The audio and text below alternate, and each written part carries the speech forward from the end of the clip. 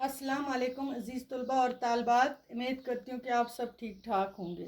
प्यारे बच्चों, आज जमात 7वीं है। मज़मून हमारा उर्दू है। मौजू हमारा माहौलियाती तवाज़ुन, क्यों और कैसे, ये आपके सबक में है। बच्चों, माहौल किसे कहते हैं? आस पास जो इर्द गिर्द हमारे है, हवा, पानी, पेड़ पौधे, जानदार चीज़ें, यही हमारा माहौल है। इन सब का आपस में गहरा ताल्लुक है। अगर इनमें से किसी भी एक उनसर में खराबी पैदा हो जाए तो सारा माहौल बिगड़ जाता है। तो इसका हम पर बराह रास्त असर पड़ता है। क्या आपने कभी गौर किया है कि आजकल मुख्तलिफ किस्म की बीमारियां क्यों वबा सूरत इख्तियार कर गई हैं? कैंसर की बीमारी क्यों इस कदर आम हो गई है? दिल के मरीजों की तादाद क्यों बढ़ गई है? लोगों को सांस लेने में तकलीफ क्यों हो रही है? मौसमों का चलन क्यों बिगड़ गया है? गर्मियाँ क्यों शदीद हो गई हैं? जाड़े में बर्फ क्यों पड़ रही है?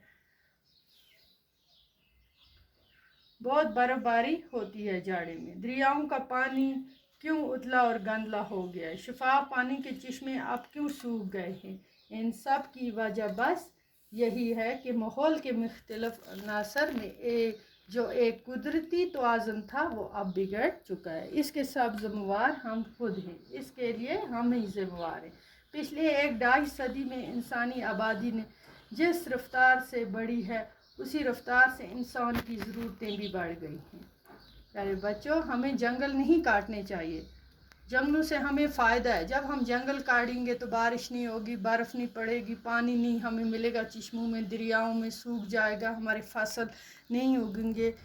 और जंगलों से हमें बहुत सारे फ़ायदे, लकड़ी मिलती है, जंगलों से हम मकान बनाते हैं, बाकी बहुत सारे जलाने के लिए हमें लकड़ी हासिल होती है जंगलों के। और भी हमें ख़ास पेड़ पौधे जितने भी ज़्यादा लगाएंगे, साफ़ हवा हमें मिलती है पेड़ पौधों से।